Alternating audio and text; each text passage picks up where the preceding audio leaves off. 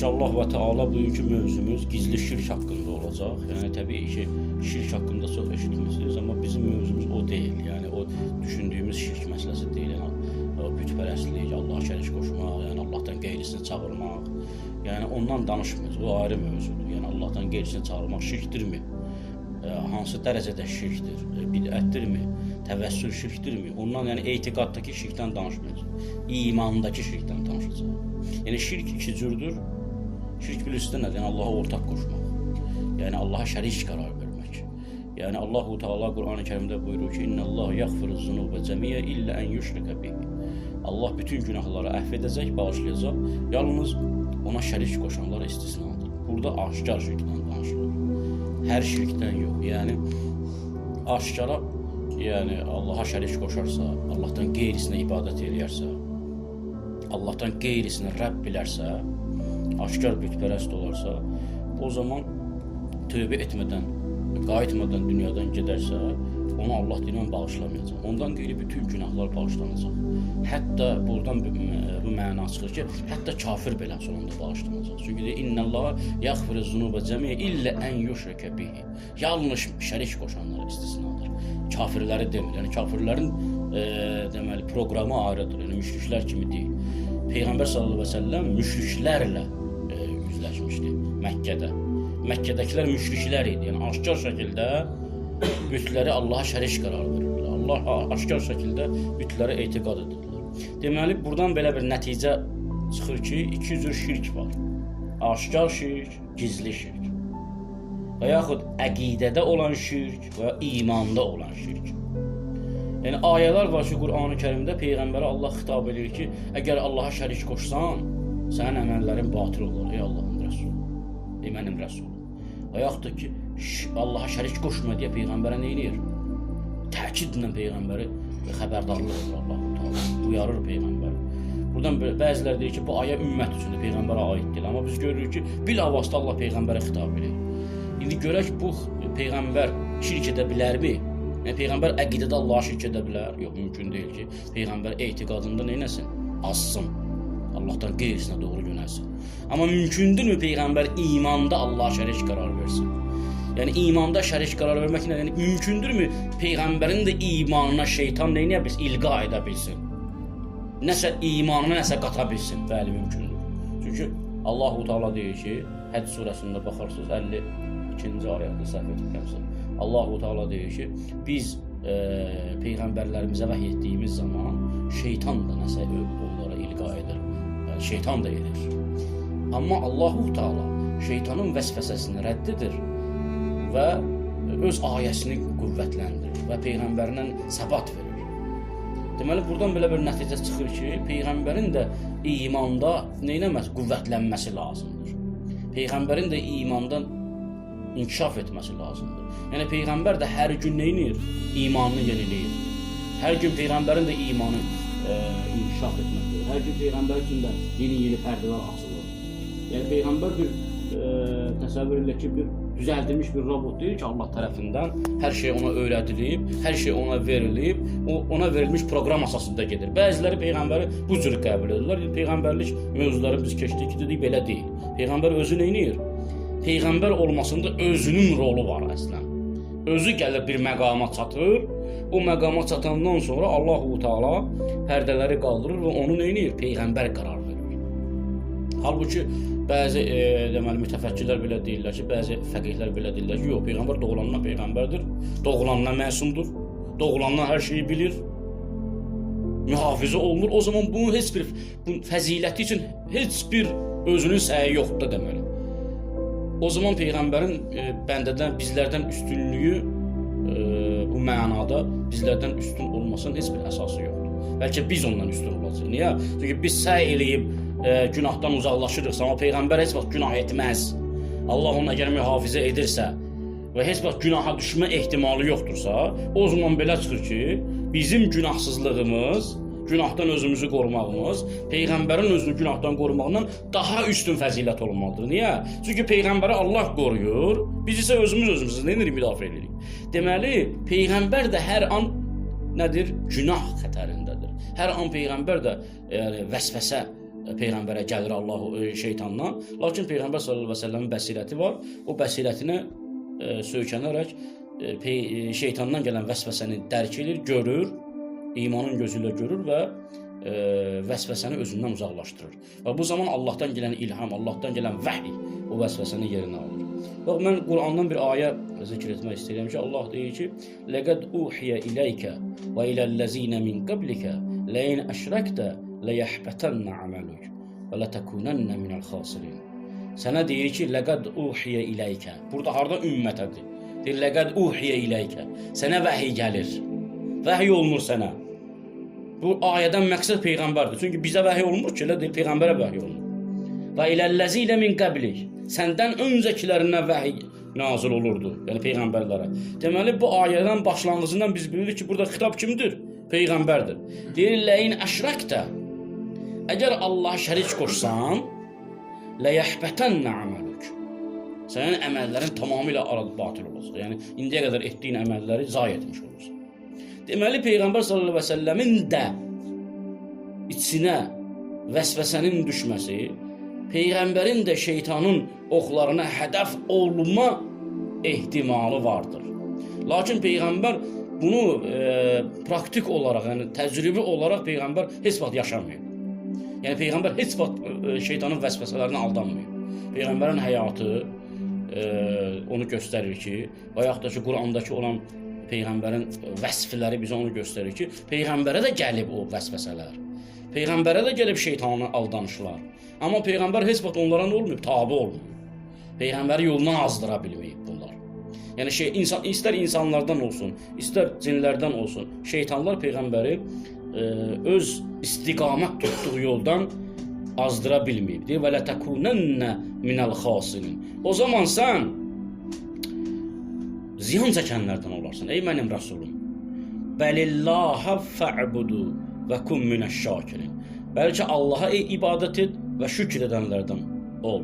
Və ma qədərullaha haqqı qədrihi. Deyir ki, heç vaxt Allahın qədrini insanlar təyin edə bilmədi. Yəni, biz heç vaxt deyirik ki, siz heç vaxt deyir Allahı layiqincə tanıya bilməzsiniz. Hətta Peyğəmbər belə Allahın zatını tanıya bilməz. Allahın zatını bilə bilməz ki, nədir? Ona görə Peyğəmbər üçün də hər gün zülmətlər işıqlanır. Hər an Peyğəmbər məqam qazanır. Allah-u Teala'dan bir məqam qazanır. Hətta deyir ki, bir dəfə Şəms-i Təbrizi Mövlana Cəmaləddin Rumini görür. İlk dəfə görəndə bunu. Deyir ki, sən böyük ustadsan. Şəms-i Təbrizi Mövlana deyir. Sən çox böyük ustadsan. Amma mənim sənə bir sualım var.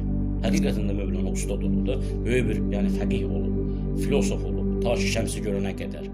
Həm müfəssir olub, bütün İslam elmlərini bilirdi.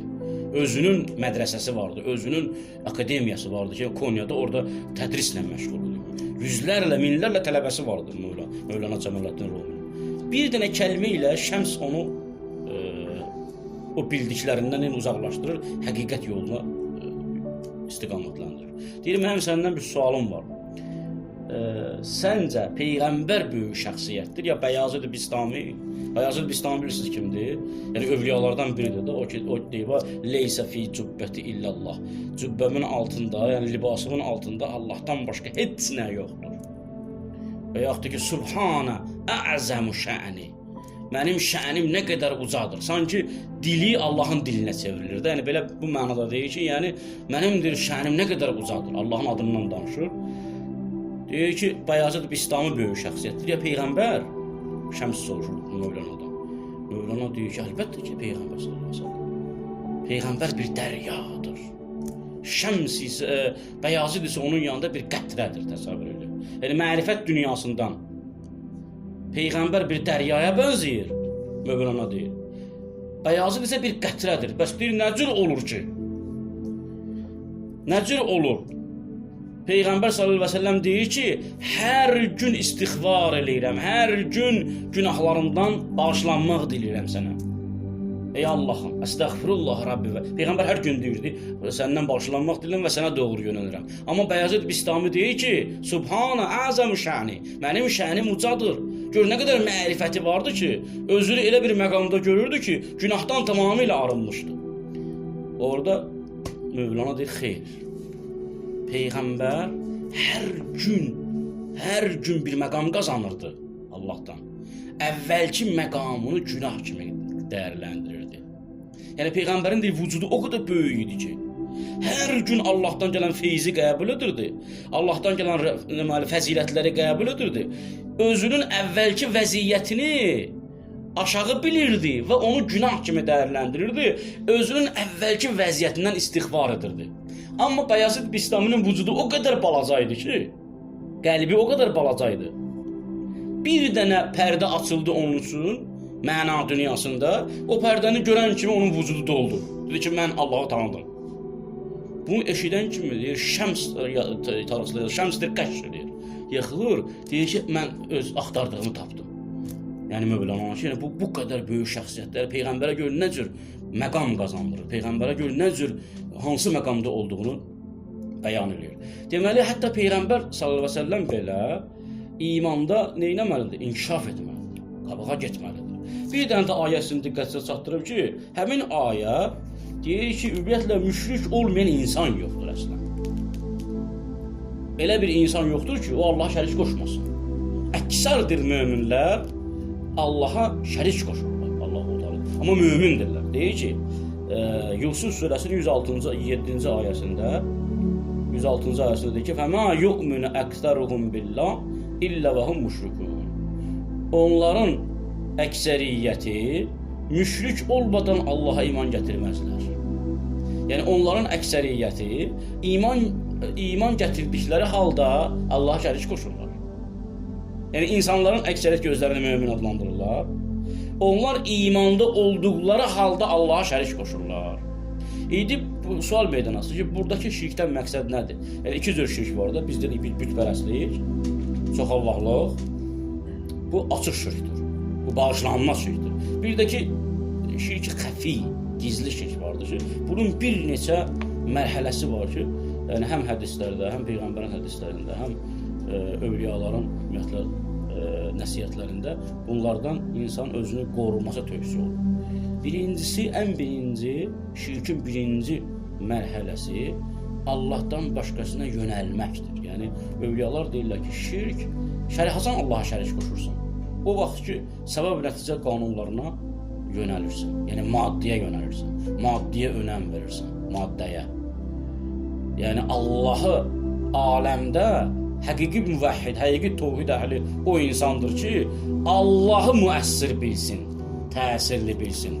Allahdan qeyrilərini təsirli bilməsin. Yəni biz əksəriyyətimiz iman gətirdiyimizə inanırıq, amma bizim əksəriyyətimiz səbəblərin təsir etməsində müstəqil olduğunu düşünürük. Məsələn, oda baxırıq, görür od yandırır. Biz odun yandırmaqda müstəqil olduğunu təsəvvür edirik. Elə deyil. Və yaxud da ki, xəstələnirik, xəstələndən sonra insan gedir dərman olur, atır, dərman onu sağaldır, fikirləşir ki, dərman təsir etməkdə müstəqildir. Və yaxud da həkimin müalicəsi təsir etməkdə müstəqildir. Yəni, yönəlmək, maddəyə ki yönəldin, səbəblərə ki yönəldin, Allaha yönəlmədin, o zaman gizli şirk baş verir səndə. Yəni, şirk o demək deyil ki, sən onları Rəbb biləsən. Gizli şirki odur ki, sən onlara ki etimad edirsən, Allahdan qeyrisinə deyil, həyatında etimad edirsən, Allahdan qeyrisinə həyatında etimad etməyin şirkin başlanğıcıdır. Yəni, mən həkimə etimad edirəm, inanıram, bilirəm ki, %100 bunun deməli, yazdığı dərmanlar məni sağaldacaq. Həmin dərmanlara etimad edirəm. Və yaxud da ki, yağışa etimad edirəm, suya etimad edirəm, bilirəm ki, yağacaq, o yağışın yağması yerdəki olan toxumu cücərdir. Və yaxud da ki, bir kişi bir qadınla evlənir, onların evlənməsi %100 təsir göstərir ki, bir dənə uşaq dünyaya gəlir.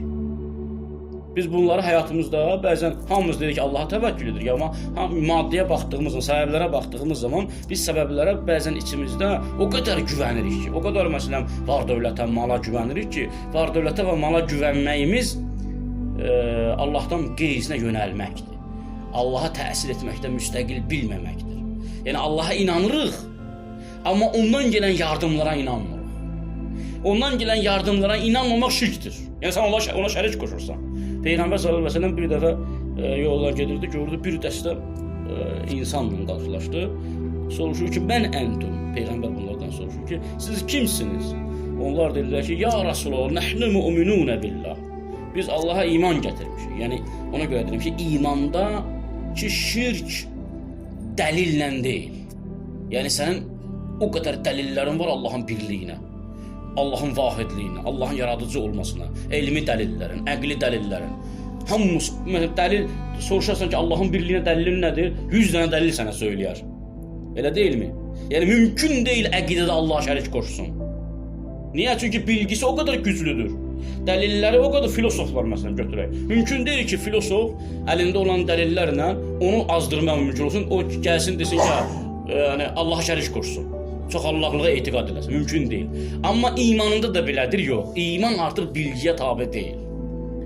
İman artıq dəlilə tabe deyil. İman qəlbin görməsidir. İman qəlbin bəsirətidir. Qəlbin bəsirətinin də açılması üçün insan daim nə etməlidir? İçini təmizləməklə məşğul olmalıdır. Daim qəlbini boşaltmaqla məşğul olmalıdır. Boşalmalısan. Çünki hər daim sən vücudun nə olur? Bizim deməli ruhumuz, qardaşlar, diqqətlə qulaq. Bizim ruhumuz xarici aləmdən ünsiyyətdədir, elə deyilmi? Nə ilə? Vasitələr var da, kanallar var. Kanallardan biri gözdür, biri qulaqdır, biri dildir, biri əldir, biri ayaqdır, digər cinsiyyət üzvləridir. Bunlar hamısı kanallardır ki, biz xarici aləmdən nə edirik? Münasibətdəyik. Yəni, bu kanallar vasitəsilə o qədər bizim ruhumuz yüklənir ki, o qədər bizim ruhumuz çirklənir ki, həmin çirklənmə nəticəsində bizimlə Allah arasında böyük pərdələr meydana gəlir. Ariflər belə, övliyalar belə izah edirlər ki, yəni sən ha deyir dəlilləri öyrən əzbərlə, sən ha təfsir kitablarını oxu, sən fiqh dəlilləri öyrən, fəlsəfi dəlilləri öyrən, elmi dəlilləri öyrən ki, sənin əqidən düzgün olsun. Amma nə qədər ki, sənin ruhun kənar təsirlərlə təsirlənir, çirklənməkdədir.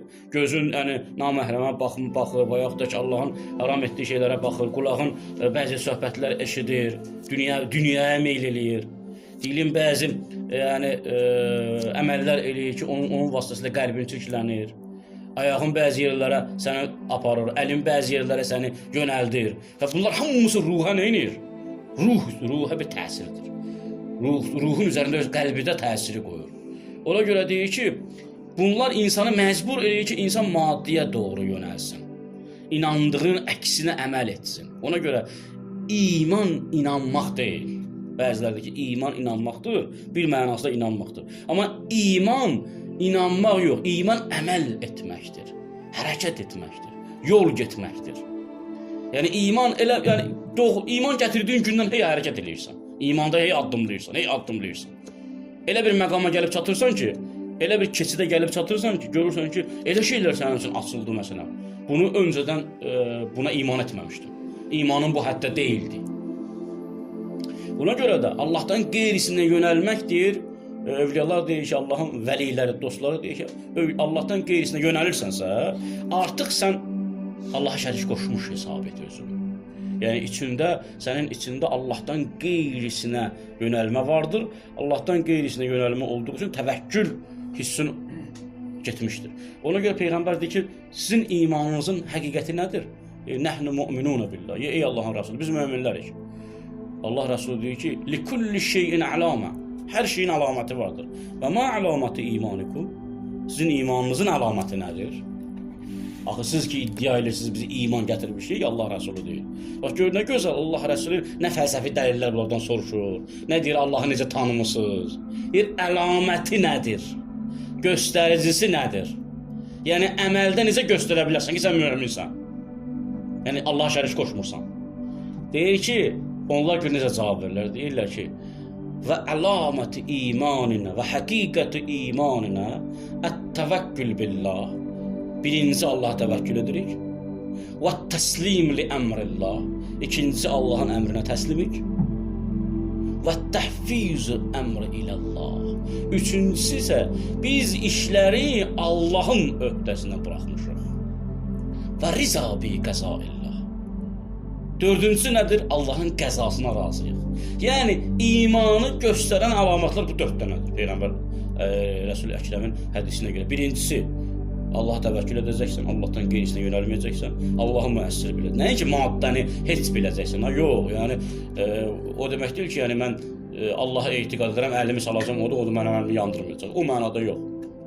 Yəni Həzrəti İbrahim məqamına gəlib çatmamısınız ki, Həzrəti İbrahim elə bir məqama gəlib çatdı ki, orada artıq od belə İbrahimi yandırma izninə sahib deyildi.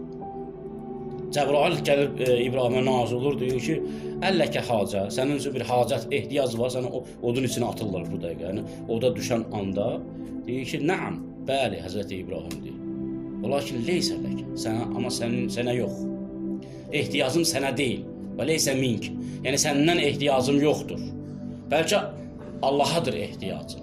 Ona görə Allah-u Teala əmr edir ki, və qulnə ya naru kuni li İbrahimə bərdən və səlama. Ey od, İbrahim üçün soyuq və səlamət ol. Yəni, təsəvvür elə ki, böyük bir, belə rəvayət edir, tarixdə böyük bir, yəni, qalaq düzəltmişlər, od düzəltmişlər, orada Həzrəti İbrahimi atırlar ora və orada Həzrəti İbrahim sağ-salamat qalır və insanlar da heyrətə düşürlər ki, necə bu mümkündür? Necə mümkündür ki, od yandırmasın? Oda yandırma izni verən Allah da elə deyil. Yəni, o məqama gəlib çatmalısan ki, od sənin üçün yandırmaz olsun. Nəinki, yəni sənin imanında bir qədər inkişaf etmirsən, yəni bəzi ibadətlər yerinə yetirirsən, təqvaya riayət edirsən, əlvi salasın, oda səni yandırmasın. Yox, elə deyil. Yəni səbəblər təsir eləyir, dərman təsir eləyir. Amma o təsir etməkdən müstəqil deyil. Yəni təbiət qanunlarını biz müstəqil gərək bilməyək. Əgər təbiət qanunlarını müstəqil bilsən, elm bizə deyir, müstəqildir təbiət qanunları. Elm bizə izah edir ki, cazibədir səni yerdə saxlayan. Elə deyil. Elm bizə deyir ki, su necə meydana gəlib. Elm bizə deyir ki, yer kürəsi necə meydana gəlib. Bütün qanunları fizika elmi izah edir. Yəni fizika elmi, kimya elmi, astrofizika bizə izah edir ki, ümumiyyətlə təbiətdə qanunlar necə cərəyan edir. Və elm deyir ki, mən fəqət qanunları görürəm. Mən Allah deyilən bir həqiqət görmürəm. Ona görə bəzi fiziklər deyirlər ki, axı ruhanların dediyi Allah hardadır? Maddənin harasındadır? Biz axı görmürük. Biz bir maddə görürük, biz də maddəyə hakim olan qanun görürük. Başa düşmür ki, Allahı görən göz elmin gözü deyil. Bu zahiri göz deyil. Bu gözlər Allah görə bilməz. Mümkün deyil ki, sən beyinlə Allahı idrak eləsən və görəsən. Allahı görən göz qəlbin gözüdür, imanın gözüdür. İman özü bir ayrı bir sahədir ki, orada gərək insan neyləsin, addımlasın. Bax, birinci dərəcəsi nədir? Yenə izah. Birinci dərəcəsi insanın Allahdan qeyrisinə yönəlməsidir. Birinci şirk. Allahdan qeyrisinə yönələ, zaman bu əsər qoymağa başlar insan qəlbində və bir də gəlirsən, görürsən ki, artıq ibadətdə eləyirsən, Allahda inanırsan, axirət dünyasına inanırsan, amma imandan bir şey qalmayıb içdə. Yəni, iman gözü artıq nə olub? Kör olmaqdadır. Yəni, sən Allahdan qeyrilərinə etimad eləyirsən artıq. Pula etimad eləyirsən. Həyat yoldaşına etimad eləyirsən. Maddəyə etimad eləyirsən. Bara dövlətə etimad eləyirsən. Allaha etimadın gedib. O şirk, gizli şirk budur. Ona görə Peyğəmbərdən soruşurlar ki, gizli şirk nədir? Peyğəmbər deyir ki, şirki qəlbdə axtarmaq olan tapmaq mümkün deyil. Niyə? Çünki şirki qəlbdə axtarmaq gecə qaranlığında bir daşın üzərində xırda qarışqanı axtarmağa bənzəyir. Sən necə əgər gecənin qaranlığında o qarışqanı həmin daşın üzərində görə bilsən, o zaman da içindəki şirki görə bilərsən. Gizli şirki görə bilərsən. Deməli, bu çox önəmlidir ki, biz neyniyək? Diqqət eləyək ki, biz həyatda kimə etimad eləyirik? Yəni, Allaha vücudda təsirli bilirik, ya Allahdan qeyrilərini. Bu birinci mərhələ. İkincisi, ikinci şirkin, yenə Quranda ayə var, deyir ki, əfərə eytəmən ittəxəzə ilahı həvahu və azallahu alə ilmin. Ey mənim rəsulum, sən nəfsini özünə Rəbb qərar verəni gördünmü? Və azallahu alə ilmin. Allah onu elm üzərində neynədir? Azdırdı. Yəni, dediyim bilgi var, etiqadı yerindədir, əqli dəlilləri də var, hər şey var, amma nədir? Şərik qoşub Allah. Nə ilə? Nəfsi ilə. Nəfsi ilə Allah şərik qoşub. Əfərəytə mən ittəxəzə ilahə həvahu. Sən, ya Rəsulum, sən deyir, öz nəfsini, öz deməli qarnını, özünə Rəbb qərar, hətta hədislərdə var ki, qarnını Allah Rəbb qərar verəni gördünmü? Yəni, Nəfsin tələbləri var, bir də Allahın tələbləri var da. Ruhun tələbləri var, nəfsin tələbləri var. Nəfsi Rəbb qərar vermək nədir? Heç kəs nəfsinə Rəbb demir. Heç kəs demir ki, mən nəfsimə Allah bilirəm və ona itaat edirəm. Təbii ki, bu şirkdən danışmır da Allah. Burada itaatda şirkdən danışır. Yəni sən nəfsinin tələblərini yerinə yetirirsən, ya Allahın tələblərini. Nəfsani istəklərin ardıysan, ya Allahın istəkləri. Ruhun istəklərinin ardıysan, ya nəfsinin istəklərinin ardıysan. Ona görə Mövlana deyir ki, nəfs əjdaha است، آن کی مرده است، از غم بی آلت افسرده است. Sən deyir nəfsi balaca hesab eləmə. O bir əjdahadır. O haçan ölmüşdür. O ölməmişdir. Bəlkə az غم بی آلت افسرده است. Bəlkə əlində vasitə yoxdur, özün göstərsin. Məsələn, sən əgər dörd divarın içərisindəsənsə, heç kimi görmürsənsə, gözlərin harama baxmaq üçün heç nə yoxdur, qulağın da haram eşitmək üçün heç nə yoxdur, dilində haram danışmaq üçün kimsə yoxdur, heç bir vasitə əlində yoxdursa, sən deyəməzsən ki, mən nəfsimi islah eləmişəm, öldürmüşəm. Deyir, nəfs əjdaha asın, key murdayaz. Sən deyir, özünü inzivaya çəkilməklə elə bilmə ki, sənin nəfsin nə oldu, islah oldu. Sənin nəfsin o vaxt islah olunduğunu görə bilərsən ki, imtihanlar, sınaqlar məqamında sən eləyə bilərsən ki, özünü sınaqdan kəsilə bilərsən. Yəni, elə bir şərait ola bilər ki, o şəraitdə, o durumda sən özünü tanıya bilərsən. Bəli, insana alə nəfsi bəsirə. Həzrət Əli Aleyhisselamı tərifləyirlər. Həzrət Əli Aleyhisselam deyir ki, Allahım, innəkə a'ləmu bi minhum. Ey mənim Rabbim, sən məni onlardan və məndən yaxşı tanıyırsan. İnnəkə a'ləmu bi minni. Sən məni özümdən daha yaxşı tanıyırsan.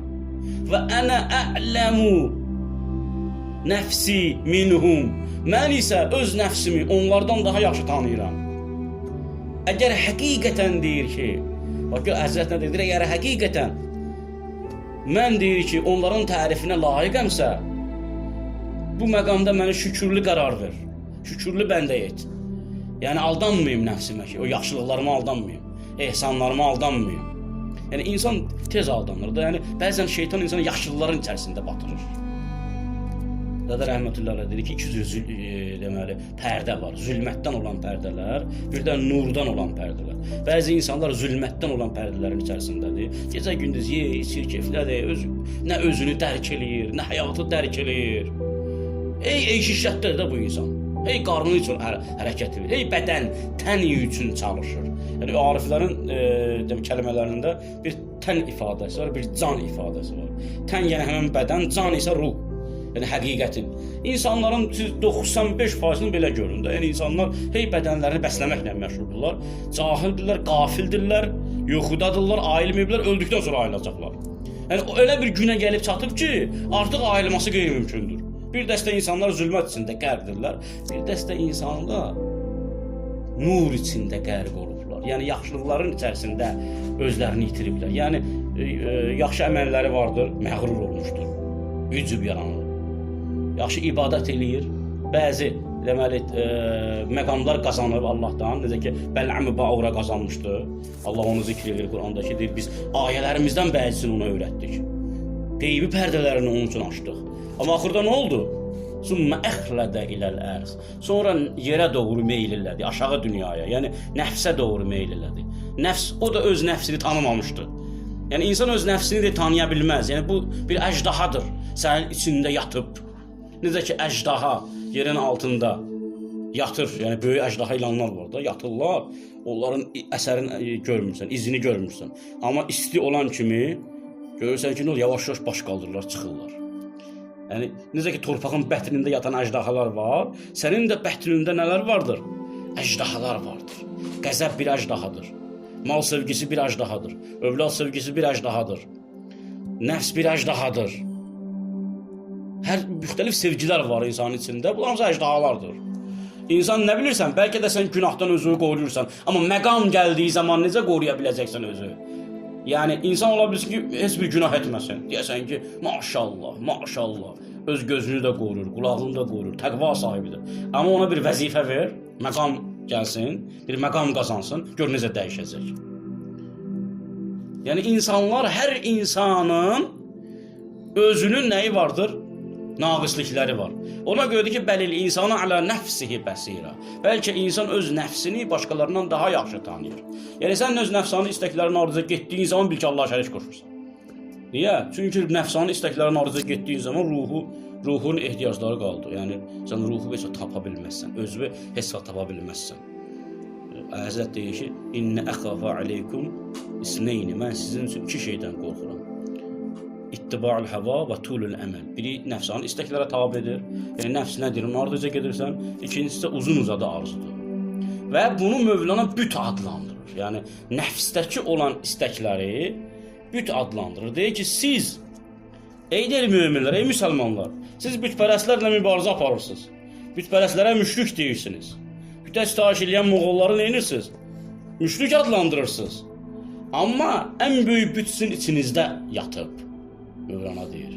Madəri bütha bütü nəfsi şumast, zanki in büt marast və an əjdahast. Deyir ki, ən böyük büt sənin içində yatıb ey insan və bil ki, həmin içindəki çöldəki büt ilandır, amma içindəki büt isə əjdahadır. Yəni sən o zahirdəki bütləri sındırma, bəlkə qəlbindəki bütləri sındırmalısan. Əsas büt insanın içindəkidir. Bu bir mərhələ, üçüncü mərhələ hansıdır? Yəni bu da gizli şirkdir. Yəni buna riza məqamıdır. Yəni insan əməl etdiyi zaman kim üçün etdiyini düşünməlidir. Ola bilsin ki, nəfsani istəklərini islah eləyib, öz nəfsini islah eləyib bəndə. Yəni şeytan nəfsinə ona yaxınlaşa bilmir. Amma haqqa dəvət edərkən öz əməlinə riya qatır. Riyanı İmam Sadiq əleyhissalam deyir ki, riya şirkdir və qəlbdə riyanı tapmaq ən müşkül məsələlərdən biridir.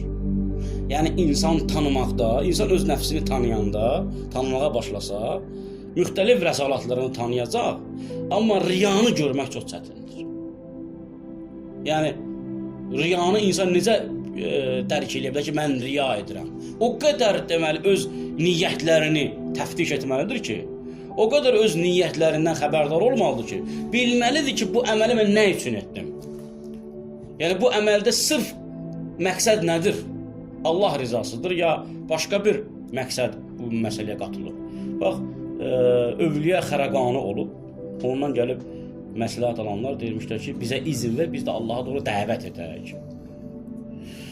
Xərəqani həmin öz tələbələrinə deyilmiş ki, Allaha dəvət etdiyiniz zaman ilahi rızaya başqa riza qatmayın. Yəni Allahın rizası üçün iş görün. Allahın rizası üçün dərs deyin. Allahın rizası üçün namaz qılın. Allahın rizası üçün namaza dəvət edin. Allahın rizası üçün təqvaya dəvət edin. Allahın rizası üçün ehsan verin.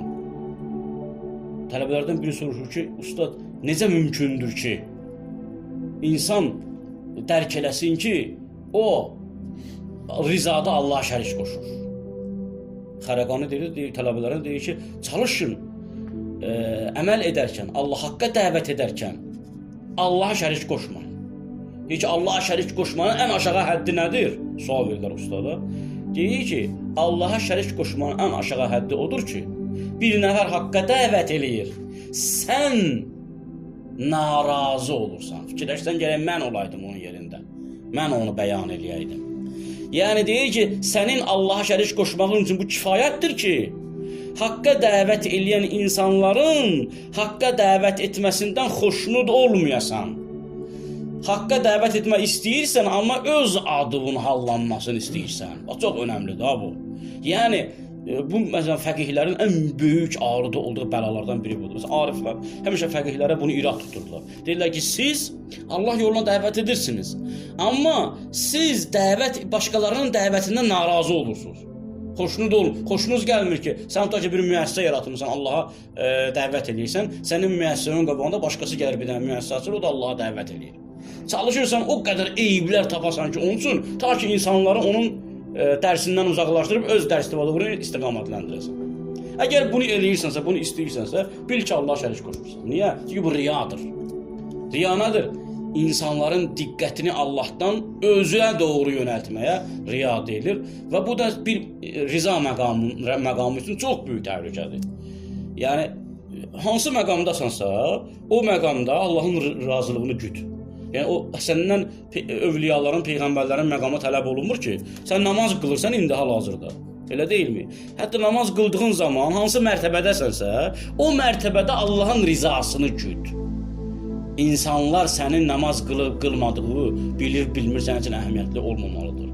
İnsanlar sənin müstəhəb oruclar tutub tutmağı bilməyinin sənin üçün əhəmiyyəti zərrə qədər də olmamalıdır. İnsanların sənin ibadətlərindən, müstəhəb ibadətlərindən onların xəbərdar olması zərrə qədər də sənin halında dəyişiklik yaratmamalıdır. Əgər yaradırsa, deməli Allahın rizasında nə vardır? Xələl vardır. Yəni sən Allahı istəyirsən, Allahla yanaşı neynirsən? Başqalarını da tələb edirsən. Yəni həm Allahı tələb edirsən ibadətdə, həm də insanları. İnsanların da bir diqqətini özünə cəlb etmək istəyirsən. Bax, ustadlardan birinə mən qulaq asanda söhbətlərinə deyirdi ki, insan tərifi xoşgən varlıqdır. Amma həm də tərif insanı korlayır. Niyə korlayır? Çünki bir dəfə sən tərif olunanda xoşhal olursan. 2 dəfə tərif olun yenə xoş. Yavaş-yavaş sən artıq əməlləri tərifə görə başlayırsan qurmağa. Sənə gələn təriflərə görə. Yəni hər birimiz tərifdən xoşlanırıq, hər birimiz tənqiddən acığımız gəlir. Və normaldır da. Əgər bizim içimizdən biri təriflənsə, onun xoşu gəlməsə, o ya heyvandır, ya da mələkdir. Niyə? Çünki insan mələk olduğu zaman, məqamı qalxdığı zaman insanlar onun gözündə yox olur. Əslən insanların onun haqqında nə dedikləri önəmli deyil. Allahla elə bir görüş içərisindədir ki, Allahı elə bir şəkildə tanıyır ki, onun üçün insanlar onu tənqid edir, insanlar onun haqqında xoş danışır, insanlar onun haqqında nə deyir, nə düşünür önəmli deyil. Bir də var ki, əslən insan heyvaniyyət məqamındadır. İşlət içərisindədir. Yeyilicə əslən əhəmiyyət vermir ki, insanlar onun haqqında nə deyir. Nə tərifdən xoşlanmır, nə məzəmmətdən neynəmir. Narahat olmur. Belə insanlar var ha. İnsanlar var ki, heyvaniyyət dərəcəsində elə bir şəkildə qərq olublar ki, heç kəsin tərifi, heç kəsin məzəmməti onların vecinə deyil. Görürsünüz də belə insan deyir ki, kim məni təqdir eləsin, mənim vecimə deyil. Mən öz həyatımı yaşayıram. İnsanlar da var ki, o qədər uca məqama gəlib çatıblar ki, insanların məzəmməti onları narahat etməz. Narahat etsə də belə, o narahatçılığı qabartmaz. Bəlkə də öz əməllərini başlar təftiş etməyə. Təsəvvür edin ki, sizlərdən durub biriniz mənə məsələn tənqid edirsiniz hər hansı bir əməlimi. İstər-istəməz mənim xətrimə dəyəcək. İstər-istəməz nəfsə xoş gəlməyəcək. Amma bu məsələni mən qabartsam və bu mənim özüm üçün dərd etsəm, bu onu göstərir ki, nədir? Riya var mənim içində. Və sizlərdən birinizi tənqid etsələr biri. O tənqid sizi həddən artıq məyus etsə, o zaman bilinir ki, həmin şəxs nədir? Riyakardır. Yox, əgər bir qədər məyus etsə, amma həmin insan bu tənqidin insaflı tənqid olduğunu qəbul edir, gedib öz əməllərini düzəltsə, deməli bu insan nədir? Riyanı özünün içində islah edir. Deməli, şirkdən özünü qurtarır. İnnə şirkə ləzzulmun azim. Həqiqətən şirk ən böyük zülümdür. Yəni hansı şirk? Həmin bax söylədiklərimiz. Yəni bizi Allahdan neyniyən uzaqlaşdıran bu məqamlar ki, bu məqamları biz deməli bir zikr etdik inşallah. Əsas 3 dənədir, yəni dediyim, yəni biri Allahdan qeyrisini yönəlmək, ikincisi nəfsani istəklərə tabe olmaq, üçüncüsü Allah rızası üçün deməli Allahdan qeyrisinin rızasını qazanmağa səy etmək. Allahın rızası da var. Ehsan edir, yaxşı işlər görür. Allahın rızası da var. Lakin Allahın rızasının içərisində bir şöhrətpərəstlik də var, bir şənpərəstlik də var. Və insanlar məni bu cür tanısınlar. Yəni insanlıqda insan çalışır ki, tanınsın. İnsanda tanınma hissini Allah qoyub bizim içimizdə. Bu fitridir. Hər bir insan özü nəyinəsə göstərmək istəyir. Amma insan o göstərişi elə şəkildə yönəldə bilər ki, elə müsbət yöndə yönəldə bilər ki, həm yəni Allahın dediyi kimi bir şəxsiyyət olar, həm də insanların tərif etdiyi kimi bir şəxs olar. Niyə? Çünki onsuz da sən Allaha görə iş görsən, əgər Allah üçün yaşasan, mütləqdir ki, Allah səni tanıtdıracaq. Mütləqdir ki, Allah sənin şənini uzaldacaq. Necə ki, Allah-u Teala Peyğəmbər haqqında deyir ki, biz sənin adını uzatmadıq mı? Biz sənin məqamını uzatmadıq mı? Ey mənim rəsulum. Yəni sən Allah Rəsulu Allah üçün iş görürdü. Yəni Məkkə müşrikləri gəlib dedilər ki, sən dinindən dön, nə istəsən sənin üçün edirik. Dedi ki, əgər günəşi sağ əlimə, ayı sol əlimə qoysanız, yenə də öz yolundan dönməyəcəm. Yenə də Allahın dinini təbliğ etməkdən dönməyəcəm. Amma Allah yenə də onun yenə də şənini ucaltdı, məqamını ucaltdı. Ona görə insan gərək Allah rızasını düşünsün ki, yaxşı işlər gördüyü zaman məxsusən. Yəni xeyir işləri insan gərək zayi etməsin. Məsələn, insan ehsan eləyir və yaxud da ki, gözəl bir söz deyir, bir insanın tərbiyəsi ilə məşğul olur, onu yetişdirir, sonra da onu nə edir? Həmin insana başlar əziyyət etməyə. Mesela minnət qoymağa. Bax, bunlar varsa deməli nədir? İnsanın qəsdində və rizasında bir xələl vardır, bir bulanıqlıq vardır, şəffaflıq yoxdur. Bunları insan deməli təhlil eləyərsə öz vücudunda və bu məqamlardan keçərsə, təbii ki, imanında bir saflıq meydana gələcək. O zaman şirkdən özünü qoruyacaq. Əssalamu aleykum və rəhmətullah.